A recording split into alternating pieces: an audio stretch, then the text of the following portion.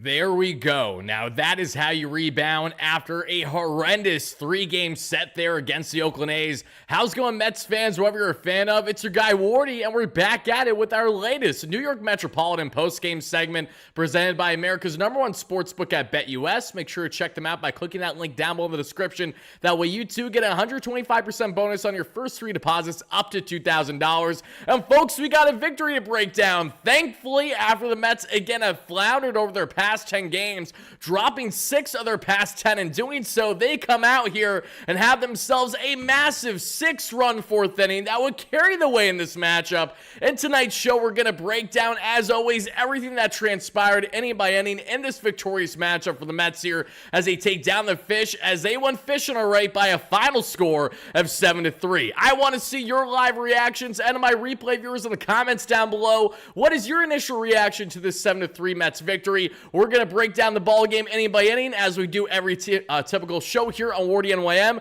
the #1 post-game show covering all things Mets here on YouTube, along with all of our respective content to over 26,000 strong. Thank you all so much for the endless support, and shout out to each and every one of you that are listening to this in the audio format, because yes, Wardy is officially on all audio platforms, folks. I will have this uploaded shortly after it's been live here on YouTube and on Twitter X. If you're watching on X as well, make sure to smash that like and follow button, that retweet button. But please know, as always, I'm only going to be interacting with our live viewers here on YouTube. And we have play to get into in this matchup, and not only on the victory, what I love so much, by Brandon Nimmo, by Jeff McNeil, 7 strong from Sean Manaea, Jose Budo, the butt going 2 strong as well. Plenty good takeaways to get into, along with some key Mets updates, as we're going to have our usual big Mets update segment towards the end of the live show. And lucky enough for my audio listeners, you'll be able to hear it first, but I may crop it after the fact for my late replay viewers here on YouTube, so I can post it separately as an individual video early tomorrow on the channel. Be on the lookout for that one, folks. We have a lot to get into in this victorious matchup for the Mets, so let's do exactly that. A quick roll call, though. Thank you, Truno, with the $2 haul. Greatly appreciate that. Never take Vientos out of the 2-hole. Life is good. You want to know how life is good? Not only with Vientos in the 2-hole, but Brandon Nimmo as a 3-hole hitter might actually be the recipe for the Mets and for Nimmo, who has struggled oh so mightily as of late, really over the past month of baseball. Nimmo has just been a shell of himself as an on-base god and a guy that prides himself on not striking out. Far from it that we have seen, in which I can count on my hand the amount of RBIs that Brandon Nimmo had entering tonight's matchup over the past month for the most part. Thankfully, we saw Brandon Nimmo that we haven't seen in a while, a healthy and a dominant one. Him coming off the stomach bug would be fantastic in this matchup. A lot of key takeaways on himself as well. Truno, thank you for the donation. Daniel, great member here in the chat. Let's see, Steven, great member. All things Mets talk. Alan, how you doing? Going up the list, Camp, Emerson, G Money, Zach Flakerton, Roddy, Rich, D-Mac, great members. Spam those W's in the live show if you guys are watching live now, as we typically do. Thank you so much for that. As always, everybody, give me one more second before we continue on with the live show. I just want to make sure that I have everything linked properly on Twitter X as well, so you guys can check it out. Thank you so much. It's crazy because when it comes to the Marlins, especially with the way the Mets are playing, I know that there's a very select few fans that have interest in Mets coverage at the moment, but don't worry, should the Mets start to get on a heater, starting hopefully with tonight's game, when you guys start to come out of the woodwork again, should the Mets get on a run here, your guy Wardy will be here to break it down no matter time, day, evening, it doesn't matter. We're going to be here breaking down the Metsies as we always do. Let me just do this real quick. D-Mac, thank you so much for the $2 holla. D-Mac in the show says the following, just a couple walks. Thank you, baby Jesus. Yeah, seriously, David Stearns, who had a pregame presser today that we're going to break down later on the show with our nightly prospect report and everything in between. I have a lot to say on David Stearns' key takeaways from that presser, but one of them was the emphasis that, yes, while, again, it goes without saying, we have a walk issue, and it's inexcusable pretty much what's been happening. Regardless of all the factors and all the excuses that come into play as to why the Mets have a walk issue, they still clearly have a walk issue, and that needs to change, and fast. Because until that changes, and for this Mets team, we have seen it all season long, walks have single-handedly killed the Mets in so many games this season, more than I feel like any other team in Major League Baseball. Mind you, this is the same Mets team that leads all the National League in average walks per 9, and I I do believe last time I checked, they were around a 3.84. Not sure how much it has wavered since then, especially since tonight's victory. No less, Dominic, great member. Rebecca, great member. Eric, how are you? Bruce, appreciate all you guys. Continue to spam those W's in the live show, folks. And now let's let it rip with the official, as always, WardyNYM post-game jingle.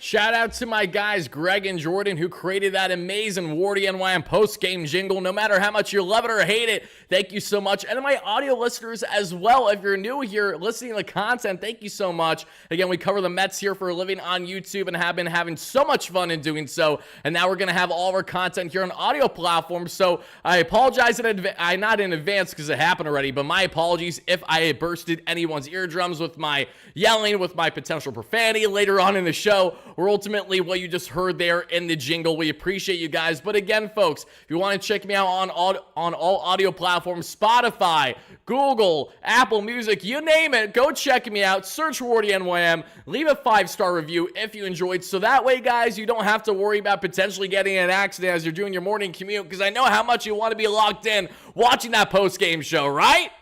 Obviously, I'm half joking here. In all seriousness, though, when it comes to your morning commute, heading back home, maybe you just have a long drive, a vacation drive the way that I did. That's why I'm out of town right now. Long day of driving, ridiculous traffic on a Friday. I should have known better, but of course, your boy still did it anyway. And that is a perfect time to get in either podcasts, especially what we have here with our post-game segments, individual video content, and so much more. That'll all be converted there to audio as well. So check it out, leave a review. Thank you guys for that. I really appreciate that. And folks, we're going to get into it because as we currently take a look at the wild card standings, the Mets sit 1.5 games out right now of the Atlanta Braves.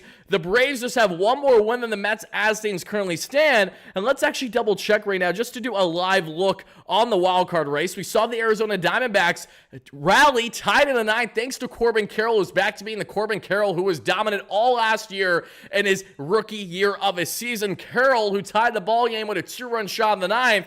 Thankfully, the Tampa Bay Rays snapped their winning streak there in extras in this one. The Atlanta Braves, did they even play today? They are playing right now, tied with the Angels, 0-0, top of the third. I'd imagine the Braves will win this one, but if you're listening or watching this after the fact, you will know the exact answer to that. We won't know until after we've already been done with our segment here. We're going to get into everything on the pitching end. If you guys are watching live on YouTube, how Shamadai and Jose Butto had a lot of positives for the Mets in this one. Yes, you're playing a lesser Marlins team, and because of that reason, all the more reason why you need to be dominating. And thankfully for both those, not only southpaw starter, this time right-hand reliever and Butto, both got the job done to say the least. On the hitting now, we're going to break down all the key standouts, especially with Jeff McNeil and Brandon Nimmo's heroics in this one. JD Martinez making offensive strides, which is great. Pete Alonso with a brutal day. We'll talk about that as well, and everything in between, as we typically do, folks. But I appreciate you guys chiming in. Wardy is on all the things. Kish, yes, we are. It's long overdue. The awardified Giovanni gets it. There you go. And this is what I will say. The only thing that we're missing right now is still being on, Instagram and TikTok, those kind of things. But they will all be figured out by the season's end as we head into the offseason. Finally getting a roll with all these things. And I know how many of you guys have been wanting to hear me on audio specifically that don't normally get a chance to chime into the live shows on YouTube or on X, or simply just aren't around enough to be able to watch the video content, but they would love to listen to just audio, say on their drive home back from work, whatever it is. So happy to have you guys here. Now let's break down this ball game, because like many of you, heading into this matchup against the Miami Marlins, my initial thought process was the following. You have to win this series. It goes without saying. But we need a Shamanaya bounce back, and we need the offense to continue to step up the way that we have seen it, because the offense did have its strides of brilliance that we saw against the Oakland A's. You could see this Mets offense is finally starting to break out on this homestand, which kicked off there against the Oakland A's. Thankfully, there was a continuation of that breakout in today's matchup, and the best part of it all is that we had offensive contribution from one player, Brandon NIMMO, who has quite literally been non-existent for the past month. That is not an exaggeration. Brandon NIMMO has been a glaring hole in this Metropolitan lineup for quite a bit now, and we've all been talking how Brandon NIMMO needs to be moved down. We were saying it yesterday in our previous post-game show. Vientos looks great in the 2-hole. Keep him there. Move Brandon down. I initially proposed move Brandon anywhere from the 6 to 9 range. Mendy says, you know what? Let's just put him in the 3-hole and see what happens. And what happened? We found ourselves some success, right? So let's break down this ball game inning by inning. As always, Giovanni, thank you for the kind words. I appreciate that. All things Mets talk, great member. Happy to have you in here. Alicia Hogue, thank you so much. We got the W's spamming again as you're chiming in live on a replay. Continue to spam those W's, everybody. As I mentioned, we will get into all the big updates in Mets land that I will then crop for my replay viewers. I'm going to cut it out. I apologize in advance for my replay viewers so I can post it as a video separately tomorrow. Again, not 100% certain if I'm going to do that, but it's leaning more yes than no at the moment, and you'll see why, because again, there's a lot of juicy stuff. I know only so many of you guys actually have a care in the world for a Mets Marlins post game on a Friday night when the Mets have not been playing great baseball as of late, but I know a lot more of you will care when you see the headline tomorrow. Big Mets updates, yada, yada, yada, all factual stuff that we'll get into because it's separate from the game itself. So that's the reason why I do it, in case you're wondering. No less, let's get into it. Let's break this one down because there was plenty that happened on the offensive end that I'm very happy about. As you guys continue to smash the like and subscribe button, thank you all so much. Help us get to 100 likes for our goal here in the live show. My live viewers and my replay viewers continue to smash those too. But we had Sean Manaea, the veteran southpaw, on the bump. The Samoan southpaw, as I've been loving to call him, because it's true. He's Samoan, he's southpaw, and he's your Mets left-handed pitching starter. That is the best of the bunch between himself. Actually, I can't even confidently say that as of late because David Pearson has been holding his own. Sean is definitely the guy, I think, with the highest upside for sure that we have seen thus far this season between himself, David Pearson, and Jose Quintana, obviously. Pearson's been playing great ball as of late, but I do like Sean Manaea's stuff a lot when it is working, and it worked brilliantly that we saw against a lesser team in the Miami Marlins. However, Xavier Edwards got on with a walk. Funny enough, the Mets kick off the ball game with a walk, and we would not see a walk again until Jose Butto walks a batter all the way in the 9th inning. So the big bugaboo that has killed the Mets that we saw with 11 walks a day or so ago, now we fast forward to today, far from it. Then we would see Jake Burger strike out, thankfully. Edwards would go on to steal his 20th bag of the season. He gets to second base. And then Jesus Sanchez would have strike out a pair of Ks for Sean Manaea, who works a clean inning of work. At the bottom of the first for the Mets, we would see them get off to an early 1-0 lead because with 2 outs, we'd see Brandon NIMMO reach on an error thanks to the starting pitcher and Mr. Munoz. That gets NIMMO not only that not only allows NIMMO to get on here, but he gets all the way to second base. In doing so, Brandon, a runner in scoring position, 2 outs for JD Martinez. And what does JD do? JD drives him in. And something that I thought honestly was a little impressive about this is JD has done a fantastic job at going center and also center opposite field, all opposite field this season. JD Martinez is not a pull hitter, but he is selective in doing so, and today was one of those selections. He rips a single to left, which drives in the first run of the day, but knowing that he actually pulled that baseball is honestly what stood out so much to me. JDM, when he's playing his game, we all know how great he is at going for opposite field, but it's also having that balance with situational hitting, 2-out hitting, especially to handle those key situations the way that he did to get in on that one. I thought was a great job of work there by Mr. JD Martinez. The Mets take an early 1-0 lead that we all saw. Pete Alonso then sadly strikes out to end the inning. You will hear that quite a lot in this show today, folks. Pete Alonso is striking out. Sadly went together like cheese and wine in this one because it was a perfect pairing. Whether it was for good reasons or bad, depending on who you're a fan of, most of you guys are Mets fans, I know. You probably weren't too happy with what you saw transpire there. Francisco Alvarez, who has definitely labored with the offense this season, all in hand with his injuries. You cannot tell me otherwise. They definitely go in hand with the shoulder, with the hand, literally with the wrist. All of it. It has not been an easy year for El Troll in his sophomore season at the MLB level. However, he did rip a single here, but it only lasts so long because Jeff McNeil then grounds into a force out on fielder's choice. He gets on there. Harrison Bader then gets on with a walk. Nothing else transpires. However, the Mets strand 2 runners thanks to Francisco Lindor sadly flying out to end the inning. In the top of the third, we would see a 2-out double for Xavier Edwards, who gets on for the second time today. That's all she wrote, though. Sean Manaea works a clean third that we see there. In the bottom of the third, we then see the Mets get a leadoff single from Mark Vientos. Just to share some context on how good Mark Vientos has been this season, folks, let me relay the following with each and every one of you. Fewest at-bats per home run of age 24 or younger all-time in Mets history. Pete Alonso in 2019 at 11.3 at-bats. Darryl Strawberry, 13.6. Mark Vientos at 13.8. Yes, Mark Vientos is not only showcasing why he will be the third baseman of the future for the Mets, barring changes potentially to the first base position beyond the 2024 season, i.e. Pete Alonso, obviously. Vientos, with all expectation, and continue to play at the hot corner, barring those type of changes.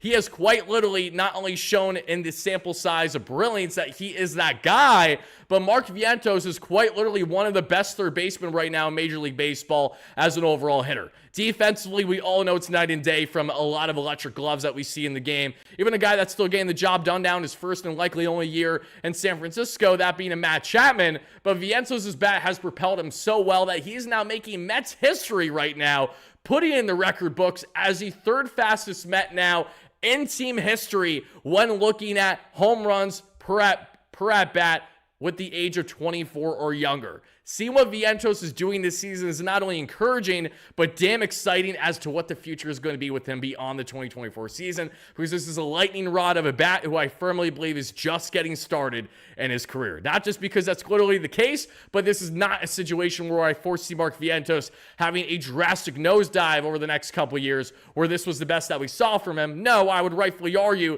that this will be now a continuation of supremacy for Mark Vientos as the Mets third baseman. Now let's continue to break this one down, folks. And again, thank you all so much, everyone chiming in live on our replay as we break down the latest in Mets land as they take down the Miami Marlins in game one of a 3-game set by a final score of 7-3. And yes, Rebecca, don't you worry, girl. We're going to talk all about Brett Barry Bonds Beatty. Trust me, trust me, trust me. I got a lot to say on Brett the Hitman Beatty himself. Really looking forward to that for sure. But now getting back in this one, folks, we see Jonah Bride. Again, I'd be lying if I said I knew Jonah Bride well. Rips just his third double of the season. Derek Hill equally rips his third double of the season. Another guy that I barely knew heading into this game. And he ties the ball game to make it 1-1, sadly. Otto Lopez then rips a single. Then we would see after a delay, because Sean Manaea would get hit, it would hit him right around the glove. It would be, Manaea would stay in the game, thankfully, after, a comebacker comes right up his way.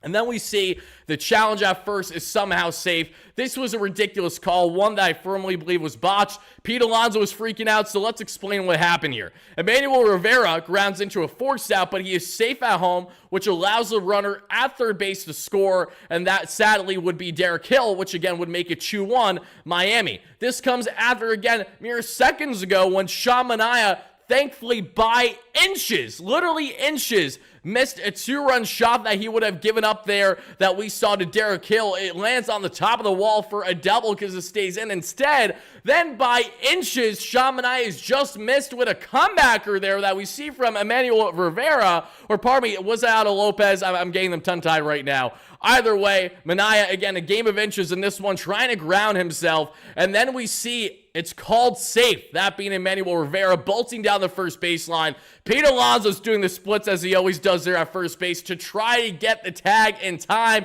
The toe stays on. He's freaking out. We watch the replay. It all looks like that he is in fact out there because Pete Alonso kept the tag on, but because it was not conclusive enough to MLB, they allow it to go on. And this is what I will say. You know what? Maybe if the guy who calls it gets it wrong the first time, maybe, just maybe, there should be some leeway when evaluating the replay room when you're going out your way to challenge.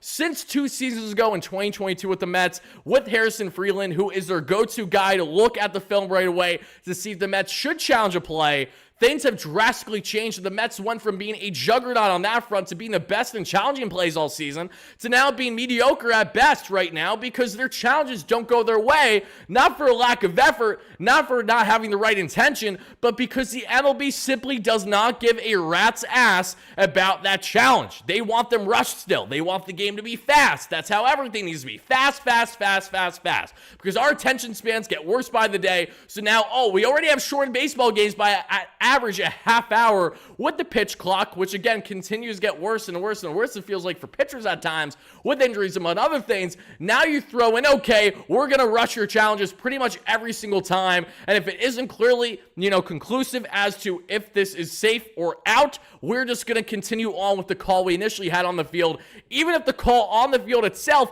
not just speaking on today's call, but many calls throughout MLB that we see that are blatantly wrong, much worse than, say, this one, that they still do not reverse somehow. It's ridiculous. It's tiring. It is just one of the endless problems that we have as normal viewers on the day-to-day when watching this great game, America's pastime. And I definitely want to know how you guys felt about that throughout that situation, because that was frustrating. Not that I was overly concerned with the Mets down 2-1 there, but that was a situation where, look, the Mets just got some luck with the ball not coming out of the park there opposite field and Derek Hill, and then we see, or if he pulled, I'm blanking either way. This is one of those spots for the Mets where you would have loved to see them get out of the jam, still in a tied ball game. No less, it's 2-1. As we then head to the bottom of the fourth, we see Francisco Alvarez get out with a walk. And Alvy, this will be huge. This will be Alvarez's most important at-bat of the day. If you're saying, Wardy, why is that? It's because Jeff McBombs drives him in. Jeff McNeil, with his 12th home run this season, he has, I feel like, at least 7 of those post-All-Star. I mean, no, what? Honestly, I'm trying to think. I think that's his 7th post-All-Star break now for Jeff McNeil. He has just been on an absolute tear with the slugging and continues to do so. McNeil's towering that we see there, I shouldn't say overly towering, but a big shot for the Mets. That gives them a 3-2 lead in this matchup. Harrison Bader, who was rocking a bright pink crayon-themed bat that he said he didn't ask for it to be crayon-themed. He was just asked by, Victus what type of color he want for his bat. He got multiple options. For those that don't know, Harrison Freeland likes to rock pink, and that's perfectly fine. He even wears like a pink crop top pregame and postgame, and anyone that's going to go out of their way to make a comment about them, I'd like to see you go and rock that while also driving in key runs with 2 outs the way that Harrison Bader has done so well this season. So the last thing I'm going to do is make any type of remark. I love it. Keep it up, baby. And Harrison Bader gets on with a walk here again, with this being Players Weekend. And something that I really do want to note here, because Francisco Lindor does something that we haven't seen yet this season. What does Francisco Lindor do? He drives in a run with a triple. Yes, Francisco Lindor getting all the way to third, baby. Run, run, run! Francisco rips it for his first triple of the season. That gives the Mets a 4-2 lead, and thankfully, from this point on, they would never look back, because Mark Vientos then gets on with a hit-by pitch after George Soriano comes in to replace Mr. Munoz, who was on the bump there for the Marlins, and then Brandon Nimmo comes into play. Brandon, who has been absolutely dragging his feet up to those at-bats the past month, not today. Nimmo, healthy after the stomach bug. Maybe that's just what you need. A little illness to bounce back, get the electrolytes going. Brandon Nimmo is here with his 17th home run of the season. And when I say Brandon Nimmo pimped this thing, he pimped it the best way possible. Brandon Nimmo did not have a crazy bat toss. He didn't do anything flashy, which I'm not opposed to when guys do that. I'd like to make that clear. I'm all for fun things in baseball, believe it or not. Brandon Nimmo drops the bat right as he's done with the swing. Like, effortlessly drops it, because it was a no-doubter. That's hooking, and that's staying fair. Same way that triple stayed fair. Brandon Nimmo with a 3-run ding-dong, his 17th home run of the season. Nimmo drives in a bunch. That makes it 7-2 Mets, and that would get close to their victory as they win this one again by a final score of 7-3. Fantastic job there by Brandon, and this would be an inning from hell for the Miami Marlins. A 6-run inning. JD Martinez rips his 21st double of the season that we see there to center field right after, and the Mets do not score anymore, unfortunately. Again, not that it mattered, but they were really killing them in this 4th inning. Once we got to the Miami bullpen, it was absolutely cooked for the Miami Marlins. We went fishing, baby. We're deep frying that thing, and we're going to have ourselves a great grub tonight. JD with the double, Alonso lines out, Winker gets out with a nice hard single as well, but then Alvarez flies out to end the inning. Mets up 7-2 as we head to the top of the 3rd. Jake Berger rips his 24th home run of the year off of Sean Bonaya, not overly shocking. Berger, who has been absolutely dealing those slide pieces you call home runs the same way you're eating those sliders from White Castle. My mother loves White Castle. I hate White Castle. Where do you stand on the White Castle note? Let me know in the live show and to my replay viewers in the comments down below. Same applies. On a separate note, Jake Berger, a man who absolutely should have been traded by Miami at the deadline, yet for some reason, somehow, some way, Jake Burger, who has been on an absolute tear, quite literally one of the best sluggers in the National League the past month plus, and he's nowhere to be seen. How is he not dealt from the Miami Marlins, knowing it's Jake Burger, knowing he will not be with them beyond this season, is mind-boggling to me. It just doesn't make any sense. It's almost like the equivalent to me, not the same way, but I think of, Starling Marte when he got traded from Miami to Oakland a couple years ago in his final year before signing with the Mets on that multi-year deal, $80+ million. And Marte, when he was dealt to the Oakland A's for Jesus Luzardo, I was like, one, what are the A's doing? This makes absolutely no sense whatsoever. Even with the A's trying to push for playoffs, mind you, they didn't do anything that year. Marte's going to be a free agent. You're not going to bring him back. Why would you trade a young, exciting southpaw of a controllable piece in Luzardo that you've worked so hard to try to get the best out of in his early career? That's one that didn't make sense for me. But the point is that when it comes to organizations, they baffle me with decisions that they make at times. The Oakland A's did that knowing very well that Marte would never return after the season ended unless he signed a decade-long contract for $5, quite literally, along with the, potentially decent seats heading to Vegas. Outside of that, it just doesn't make any sense. The same way it made no sense for Jake Burger to be in this ball game because he should not be a Miami Marlin, yet he is. As we then advance to the bottom of the fifth, Jeff McNeil, more like Jeff McDoubles, baby, and I'm eating those up. I'm taking that McDouble of a burger every day over Jake Burger and a sloppy nonsense that he probably has that's been sitting all day long in the juices, but it's overcooked. It's nasty. We got hockey pucks. It's your dad that says he can grill, but he really can't grill. I want a good burger, and I want a McDouble. Jeff provides that with his 24th of the year.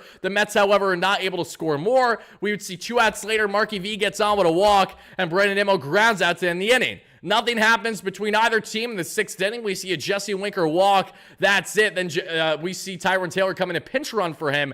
And the 7th, nothing transpires there. And that would be the final inning of work for Sean Manaea, folks. So I want to see to my live viewers here on YouTube and my replay viewers, let me see it in the comments down below, everybody. How would you rate Sean Manaea's final line of 7 innings of 5 hit, 3 earned run, 1 walk, 4 strikeout ball? Personally, for me, I'm going to give Sean a rating of an outing out of this, especially with that 1 walk. That stood out a lot to me. This is going to be a solid 6 out of 10 outing for Mr. Sean Manaea. I would go higher, but again, he did give up 3 earned runs. He kept the Mets in the ballgame, though. This was a good start. This was a very good start. Maybe I'll even go 6.5. Maybe I'll be a little bit lenient on my rankings. But for him to go 7 innings very much is a fantastic thing to do. The only reason why I'm just not jumping right away to 7 is only because he gave up more than 2 runs. I'm pretty sure how I've went about these ratings this season is that, again, if you give up more than 2, then it kind of limited to go beyond 6, 6.5. If you walk a certain amount, that definitely factors into how I feel about you, because walks have killed the Mets all season long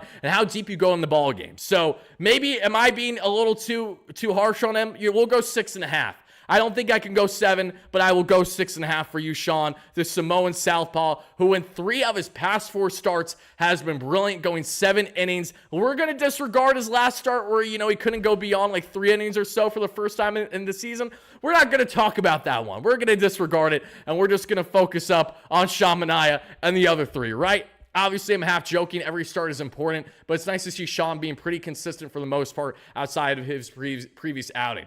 Let's see. Hawk Tua Girl is solely responsible for this win. Without getting on a big tangent, I will be brief when it comes to Miss Hawk Tua that we mentioned yesterday. I think what she is doing is fantastic. Everyone gave her hell yesterday because naturally I understand as a Mets fan, you're kind of bothered that a girl who's only up there because of PR reasons, because of her following, has nothing to do with actually like her at a talent level or anything like that. She just became literally viral for talking about a sexual act that I won't even exaggerate with, just because I know our viewers range here for sure. I'm trying to be a good Wardy tonight for the most part, but let me put it this way. I appreciate the fact that unlike what we saw Jared Leto and his mom throughout the first pitch today, whoop the effing do. That's awesome. I know some guys love Jared Leto. I'm not one of those. Unless you're a big Morbius fan, then by all means you do you. Or 30 seconds of Mars. All right, I'll see you later. Won't see you there in 30 seconds though. I'll say this, unlike those two who were there because of just, it's Jared Leto. He's just such a big polarizing type person. It's different here with this Hawk Tua girl who literally is just trying to provide awareness for various charities, with really taking advantage of her trending the way that she has, but using it for good. The whole reason why she was at Citi Field was not for the Mets or anything. First time of her being in New York, but it was rather to help support, again, vet dogs that the Mets have promoted with the dog that they've had at Citi Field, and, raise awareness how these vet therapy dogs are a great thing, and, just showcasing everything about those dogs and how much they have an impact on vets and people in need that obviously need therapy dogs, which I think is an awesome thing. So that is what I'll leave you with on the Hachua situation. This is not going to be our rally grimace. I don't foresee it to be. But yes, the Mets knew exactly what they're doing when they had her there. That's exactly why the impressions were quick on Twitter with the videos and everything in between. Yoshima with the $5 holla. I greatly appreciate that. Let's see this. I was shocked Shaw went out for the 7th. Props to many putting faith in him to do so. Originally had him at 6 out of 10, but ended up giving him a 7 out of 10. Exactly. We kind of talk ourselves into going a little bit higher than the 6, right? And I kind of found myself in that category too. Not going 7. I'll stick at 6.5. Yoshima, thank you so much for the $5 haul and the live show here on YouTube. And yeah, look, this was an awesome start for Sean for the most part, and I didn't expect to see him in the 7th. I kind of love that he was in the 7th, though, because why not? Let's rest up this bullpen as much as we can. Jose Butto was utilized in a game where, again, would I like to see Jose Butto available in matchups where, he might be a little bit more needed than a day like today? Yes, but I thought Butto was fantastic, going to Shuddy in this one, bouncing back from a rough outing the last time he was out there. And for Butto, I just want to make sure that he's utilized properly, not when he's brought in and when the Mets are, losing a game by 6+ runs over this past week, which I just thought was boneheaded decision-making by Mendoza. Much better decision-making that we have seen today. Very happy with what Mendy was able to provide for the most part. And as we get back into breaking down more of this ball game, the Mets won this one, of course, by a final score of 7-3. In the 8th inning, nothing happens with the Mets. We see there for the Miami Marlins, nothing else happens for them really either. We then head to the 9th, and in the 9th, we see Jesus Sanchez lead things off with a single. Edwin Diaz is warming up in the pen because the Mets say, we are not going to risk anything. We need to make sure that we secure this victory. So Jose Butto, after working a brilliant quick inning of work there in the 8th, gets a little damage here in the 9th, not in the sense of giving up runs, but, allowing guys to get on. Jesus Sanchez, who leads all the Miami Marlins players in team payroll at $2.1 million through arbitration this past year. Shout out to you, Jesus, getting the big bucks for a $13 million payroll lineup. No, I'm not exaggerating. That is their entire payroll. Insane.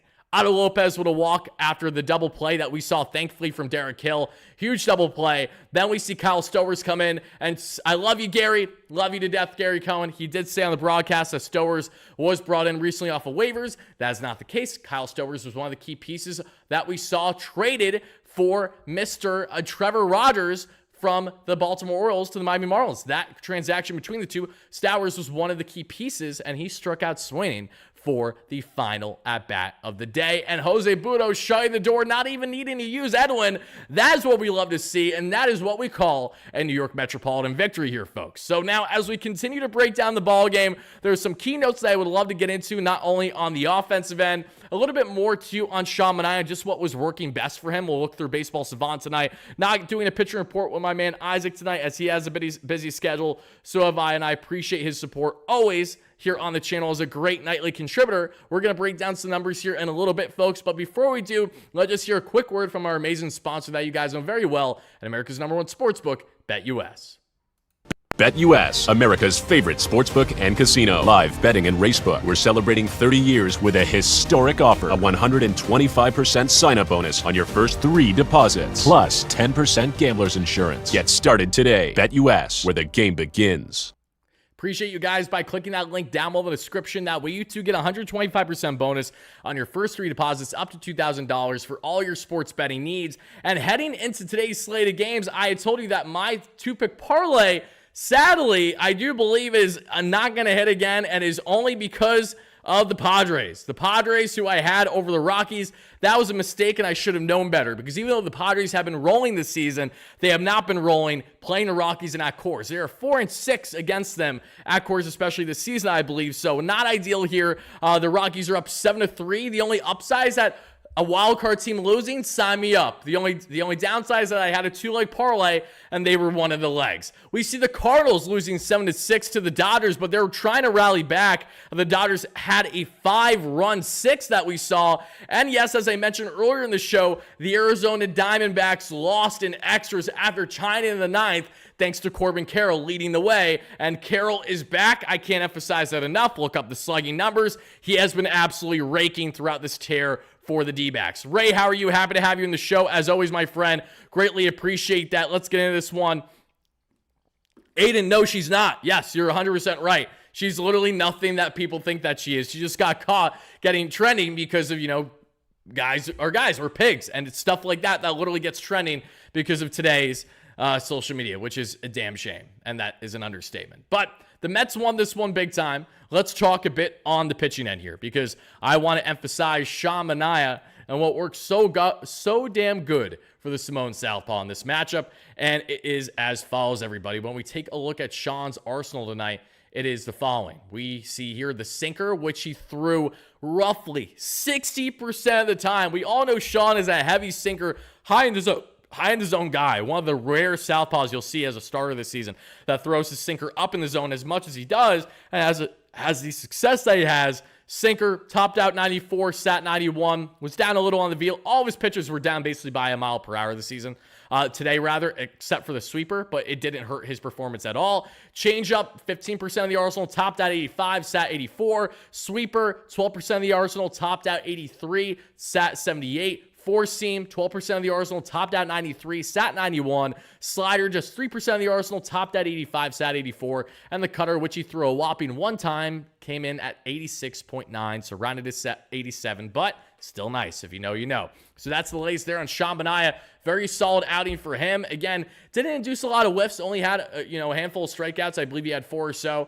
Jose Butto, though, looked very sharp. The four-seam was up big time today, topped out 97.4. The average exit velocity on the four-seam today was up by 2.6 miles per hour, sitting 96.5 when he sat 94 on the season. This obviously goes in hand with a smaller sample size of Butto. He's thrived in this reliever role, and obviously if he's only going to pitch 1 or 2 innings max, he can really empty the tank a bit more than if, say, he's trying to stretch out for 5, 6+ innings. The sinker, the changeup, the sweeper, all look good win. 45% on the fastball. Sinker looks solid. Changeup looked good too. And he also had a 100% whiff rate on the couple whiffs he got on the changeup tonight in those 2 scoreless innings. Great job. Awesome work there by Butto, by Sean. And you always love to see the Mets get a comfortable victory when they only have to utilize 2 pitchers in that game. It has happened. I think I can count on my hand this season as well, because the Mets, and again, utilizing a boatload of pitchers, again, that's happened so often this season. Thankfully, tonight was not one of those situations.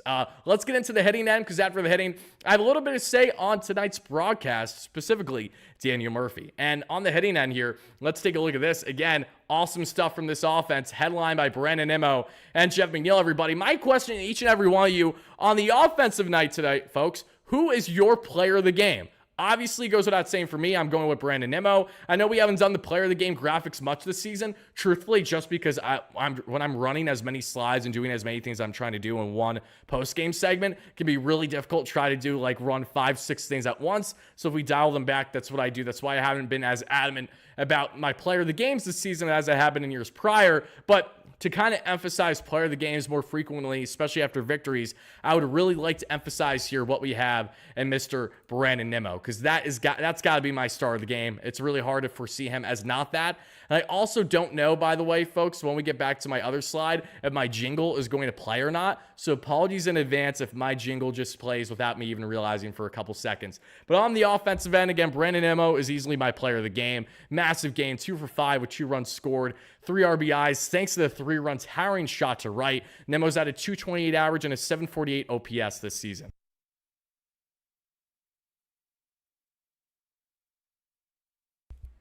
And now as we take a look at Mark Vientos, Marky V in the 2-hole continues to thrive. 1 for 3 day with a run scored and a walk. Pair of strikeouts for Marco, has a 275 average and 893 OPS on the season. Yes, Vientos is a roughly 900 OPS batter, in this Mets lineup, and he has been as consistent as one could pray and hope for. Vientos has been all year long. Lindor 1 for 5, batting leadoff again with a run scored, and thanks to that RBI triple, Lindor 263 average, 800 OPS. He now has 70 RBIs on the season. Mr. Smile, you're making me smile, baby. That's what I love to see. Francisco Lindor with yet another fantastic season for the record books. JD Martinez 2 for 5 with a double and an RBI at 259 average and a 783 OPS. Pete Alonso 0 for 4 with 3 strikeouts, 242 average, 796 OPS. Pete, who has had some great games as of late that we saw just 48 hours ago, hasn't done much the past day or so of baseball, past 24 hours from yesterday to today. Hopefully we see a little bit of a breakout for him on the offensive end more tomorrow in Game 2 as the Mets look for the series victory. Jesse Winker 1 for 3, batting 6th today. They're commanding right field and a walk, a 261 average and a 771 OPS. Tyrone Taylor, 241 average, 689 OPS, came in for the remainder of the game there for Winker. Was in the game for a good stretch, and then we saw Taylor come in, but didn't even get an at-bat. He was just in for a late game replacement as a pinch runner. Alvarez, who got the start at the backstop position, 1 for 3 with a run scored and a walk. 257 average, 725 OPS for Alvy, who continues to try to grind his way back from the ailments that he's endured this season, especially with his lack of offensive upside. Would have liked to see more there for Alvy, and he'd be the first to tell you the same. Jeff McNeil, more like Jeff McBombs. Jeff McDoubles, 2 for 4 day with the home run, the double, and the 2 RBIs, a 240 average, and a 692 OPS on the season. Harrison Bader, 0 for 2 with a run scored and 2 walks, a 263 average, and a 700 OPS. The Mets out-hit the Marlins by 10-6 in this one, a 325 expected batting average to just a 230 there for Miami. Mets again won this game as comfortable as you could pretty much hope for, and I'm not going to complain about that whatsoever. BetUS, America's favorite sportsbook. Wins. Gimme. Also, apologies for my BetUS clip that just ran in the show for 1 second, especially for my audio listeners. You're probably like, what just happened? I do apologize about that, folks, but we got roughly 700 people in here. Appreciate you guys a lot. If you're watching live here on Twitter, if you're watching live on YouTube, thank you all so much for taking the time. We got more to break down in this one, as I got a bit to say on Daniel Murphy, and then we're going to transition from there into all the big Mets updates and the latest on the prospects. So that is how we're going to round out our show, as we typically do. Just going to double check something real quick before we continue on with this one. And again, thank you guys so much for the endless support. Cannot begin to tell you how much I enjoy coming out here every single day to chop it up with each and every one of you, no matter how much the Mets look great or how much they're terrible. And there is one commonality, is that I get to break down this game with all you amazing Mets fans every single night. So, Wardy, you got to make Haktua the jingle. I'm pretty sure if she's smart, which she definitely is, I hope she like trademarked it or did something where no one can, if you try to actually use that, again, there could be issues. Maybe I'm wrong. It's probably too hard to do with today's social media and internet, trying to track all these people down, but we're not going to do that, is all I'm going to say. Eric, acknowledge me. Eric, let's go up in the chat and acknowledge you, Eric, just because you asked so nicely. Speeden is an amazing athlete. Let's see. Going up the list here. Yeet. What's going on here? I'm acknowledging you. I don't know what I'm acknowledging now. I think I have acknowledged enough of you, Eric. Love you, though. Appreciate you being in here. So, all right, everybody. Let's now get into some awesome stuff that has everything to do with Daniel Murphy. As may you know, Daniel Murphy, former Mets second baseman, also former Mets killer during time with the Nationals when he just went scorched earth and became such a fantastic slugging, gap-to-gap home run hitter, a continuation of the 2015 playoffs that the Mets and Sandy Alderson sadly let go of because we thought, it'd be better to go after Ben Zobrist, who decided to go to Chicago. So, Daniel Murphy, we see here Murph, who has looked pretty darn good as a commentator when filling in or just getting the opportunities in spring training and a couple of games. We saw Murphy with the Mets earlier this season do some of the play-by-play and just, share some analyst work, and he was fantastic. And I got to say, no matter how you guys feel about Daniel Murphy personally, he was fantastic.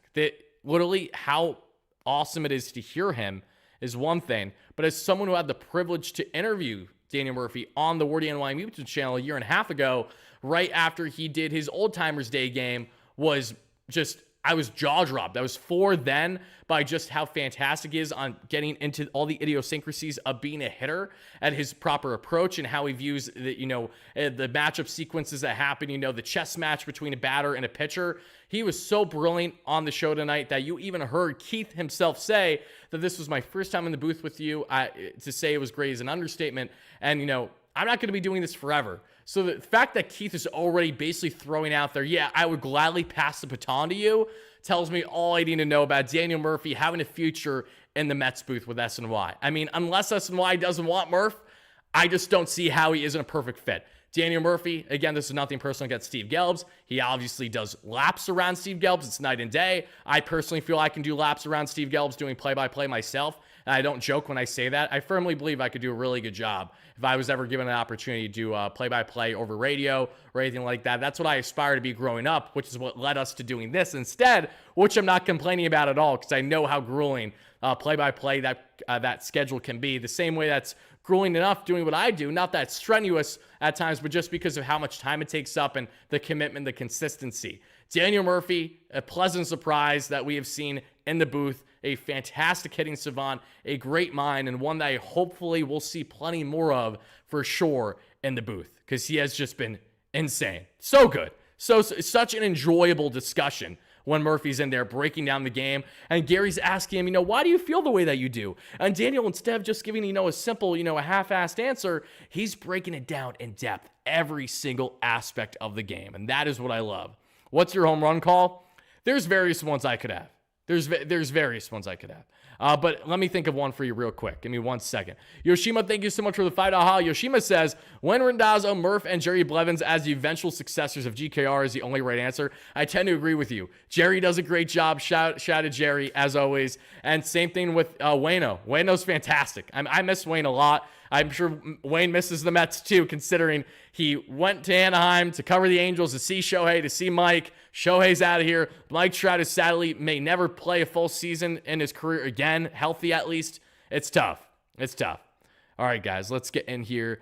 Rory knew this, but big fan, more to come. James, awesome. Happy to have you in here, my friend. Really appreciate the time. Now, all right, now let's get into this. If I was going to do a call, let's do Jeff McNeil's home run. Okay, I don't recall the count. If you guys can enlighten me in the chat what the count was, go ahead. But let's just say it was a 3-2. Okay. All right, guys, here we are. We have 2 on, 2 out here for the New York Metropolitans. I don't even remember the inning, but let's just say, all right, 2 on, 2 out here. Bottom of the 6th for the Mets. Jeff McNeil's at the plate. Jeff, who is currently 0 for 2 on the day with a walk, is looking to do some damage here. McNeil with 6 home runs already here in the post-All-Star break. You have to wonder, is Jeff going to have another big knock in him here, or are we going to see the Mets go down with runners in scoring position once again? Munoz sets with a 3-2. The pitch, it's in, and it's high. It's 4, and it is gone. We see Jeff McBombs with a 3-run ding-dong. That gives the Mets a 7-2 lead. What a home run for Jeff as he continues to tear the cover off the ball. Let's go, baby. What a bomb. Again, I could do various ones. If you want me to do piss missile, let's do that. Audio listeners, I apologize. All right, it's bottom of the 6th. Bases loaded. Munoz sets with the pitch. And the 3-2. McNeil rips it. It's high. It's far. And it is gone. What a piss missile for Jeff. Another McBomb. Another day. Another home run. Jeff McNeil's 7th home run that we have seen post-All-Star break. Make it 12 on the season. You didn't think he was going to be a home run hitter, and yet here he is carrying the Mets to victory as they take a 7-2 lead. 2-out hitting, big bombs galore. That is what we love to see. Sign me up. Yeah, again, I can go all night. I would love to. Again, if you're watching this SNY booth, I do SNY segments with themselves, New York Post, WFAN all the time. Hire me. I'm right here, waiting for you. The only thing that I've got to get used to is losing my voice every day and sipping on that Big Low tea. Tea proudly. Shout out to you, Howie. We got it all. Baby. All right. Now, a couple things I want to get into. Let's see. You don't have the Timber announcer vibe, Wardy. Again, I might have it, though. I'm very amped right now, so this is more of my post-game type reaction. But I assure you that if it was more in a professional setting, I'm confident. There are a few things I'm confident with in life. One of the few is when it comes to baseball covering and having reactions and really getting in depth at times, and also just kind of doing the play-by-play, because I do it myself all the time. You guys have seen it plenty. Scott Adams calling it horrible is fitting for a guy with the name Scott Adams, so that's not going to faze me whatsoever. Let's see here.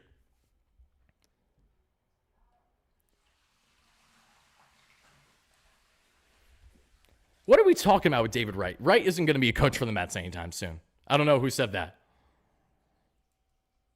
Don't quit your day job, so don't quit what I'm currently doing. Thank you. I appreciate that. All right, guys, let's get into this. Let's break down now our key takeaways on this one, because there's a bit that happened on the prospect end. That is actually what I'm going to leave you with today, and then we're going to get into some key updates on all the latest with David Stearns, Brett Beatty, Starling Marte, and others. So let's do exactly that, everybody. And if you guys have not been following along with the Mets minor leagues, now I'm going to put you on to see all that transpired in their latest slate of games. And again, the reason why I didn't say it's out of here is because I don't want to copy Gary. Again, I don't have a call for a guy who doesn't do this for a living. Scott, where the hell is your hairline? Oh, you guys kill me. I love Scott. I love you too. But I love you. It's okay if you don't like it. It's okay. You know what? That's fine. Next time you ask for a call, guys, I will do a call, and I'll do one different than what you got tonight. How about that? The Wardinator. That's a good one. Sadly, the Syracuse Mets lost tonight. They did not have a victorious outing in the way that the New York Metropolitans did, as they faltered by a final score of 9-2. And in doing so, we saw Luis Angel Acuna have a 2-for-4 day with a run scored. Acuna with a 267 average and 685 OPS on the season. Starling Marte, who we have a lot to say about here in a second. Marte went 0-for-3 today, batting second there, commanding right field. Don't be shocked if you see Marte back in that 2-hole at some point, even if it isn't immediate upon his arrival, with the way that Vientos is looking well in set position. Brett Beatty with another Beatty day, baby. We're going to talk more about it here shortly, but simply put, a 2-home run day for Brett Beatty, a 250 average, at 859 OPS. You think he wants to be called up? I think he wants to be called up. Drew Gilbert 0-for-4, nothing to show there. Luke Ritter, nothing else there either. Eddie Rosario 0-for-3 there in one of his first games, if not his first game there with the AAA Mets. We see him with a pair of strikeouts as well. Not great first game there. Again, he's had a bad season at the plate entirely. Blade Tidwell, though, with a fantastic day. Much better outing than we've seen from him recent there at the AAA level. 6.1 innings of 4-hit, 2-earned run baseball, 3 walks, 5 strikeouts. Walks have killed Tidwell all season long, which is why he is sadly 0-for-6 on the season, but he had himself a solid start today and should not hang his head low whatsoever. Tyler Zuber, who the Mets acquired at the trade deadline, who started the year in indie ball, flamethrowing right-hander, topping out 97-98, who was in the bigs a couple years ago, then was all over the place, played with the Long Island Ducks like Jackie Bradley Jr., who too was with the Mets at the AAA level. JBJ did not get the start today, though, in today's game. Zuber, though, 0.2 innings, scoreless innings, 2.7 ERA this season in the minor leagues. Grant Hartwig got absolutely cooked. They're moving up in his rehab back to AAA level. 4 earned runs allowed and 0.2 innings pitched. And my guy, Matt Gage, who I've absolutely loved that the Mets acquired from the Dodgers organization as a southpaw option, has another horrendous outing. The last 2 outings for Matt Gage have been really, really bad. This time it's 0.1 innings of 4-hit, 3-earned run baseball. His ERA has skyrocketed to 6.75, where it was just at 4 an outing ago. Not ideal for Matt Gage, and for him trying to get called up to the Mets this season, not looking likely at this current time. Now, as we head to the Rumble Ponies, let's see what's going on in Baines, and let's see what happened with the boys. Any positives, any negatives. We will get into all that here in just a second, folks. And the Rumble Ponies in their matchup did lose as well. A lot of blowouts, all around, between the Mets winning, between the Rumble Ponies losing, between the Syracuse Mets losing. It's all by good margins. We see here they lose tonight, 8-2 is your final. We would have one stand out on the offensive end, and that would be Wyatt Young, who was honestly the Mets' best hitter in all minor league baseball the past week. You could argue that he is the minor league player of the week up until August 11th or so. And we just broken down recently on a thread that we did at the WardyNYM, our new official Twitter account, separate from our personal one at WardyNYM, where I'm always tweeting on that one. But the big one is where we do just all the live tweeting throughout the game and, all the key graphics and stuff. And we did a thread of a weekly prospect report. And Wyatt Young definitely stood out big. And he's continuing to have a very solid contact-hitting season with a 269 average, 719 OPS. My guy Ryan Clifford continues this labor as of late. Went 0 for 3 there. 212 average, 779 for the power hitting corner outfield DH first baseman. And that's all she wrote there. Jalen Palmer, 2 for 4, but not a guy that the Mets are expecting to, have impact the MLB level anytime soon. So now let's take a look at the final 2 minor league teams here, that being in the Brooklyn Cyclones. And then last but not least, we will have the Port St. Lucie Mets, who have been horrendous this season, but did just leg out a victory a day or two ago. Brooklyn thankfully legged out a victory, so there we go, back in the win column, baby. They won by a final score of 3-2. Nick Morabito, the leadoff, great contact hitting outfielder there for the Cyclones, who was drafted a year ago by the Mets, went 0 for 4 in this one, 282 average, 707 OPS. On the offensive end, what stood out the most, standout actually, funny enough, was with Starling Mercado. Wow, Starling Mercado, the 21-year-old, who I imagine was an international free agent signing by the Mets. Something along those lines of Mercado. 1 for 3 today with a run scored, but 3 RBIs. A 167 average and a 953 OPS so far this season. That's actually insane. Am I reading those numbers correctly? Wow. In 60... Okay, all right. Okay, it was a typo. Was it a typo? It's got to be a typo. There's not a chance in hell. No. Mercado, 167 with a 953 OPS. I'm looking at his season numbers now. Maybe that is just for the one league. Okay, that's what it is. Okay. That's just his second. He only has 2 or 3 games at high A this season. So that explains it. Because prior to that, he had a right around a 700 OPS when batting below the Mendoza line this year. So I was like, that makes absolutely 0 sense, but now I get it. And last but not least, folks, as we take a look at the Port St. Lucie Mets, again, the Port St. Lucie Mets have struggled big time this season. Not that it really means all that much, considering you have a lot of guys that are moving in and out and moving up as well.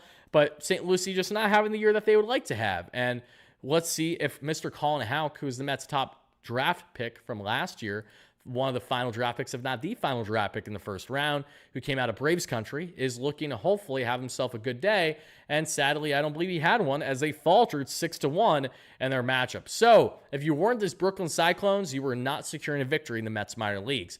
And Colin Houck today went 1 for 4, finally. There we go, some offense. 207 average, 622 OPS for the 19-year-old in his first year of pro ball. Nothing else transpired there on the offensive end that really stood out, nor is there any big standouts on the pitching end. So that about does it, everybody, for your latest prospect reports. Now, before we get into our final segment here, everybody, I do have to let you all know that this is where I will be cutting things off for my replay reviewers.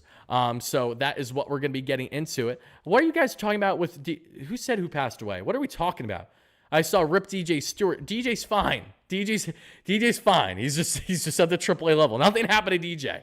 But before we now get into our final segment, folks, this is where I'll be cutting these off for people on replay. So I hope you guys enjoyed. Let us know your big takeaway in the comments down below. What stood out the most to you about the 7-3 victory for the Mets against the Miami Marlins in Game 1 of a 3-game set? And what are you hoping for here in the next couple games for the Mets before they have a ridiculous 10-game stretch kicking things off against the Baltimore Orioles next week? Until then, everybody, let me know your thoughts down below. To my live viewers on YouTube and on Twitter X, and my audio listeners, you're going to hear this as well. We're going to continue on with the live show, but to my replay viewers, this is where I'll be cutting things off.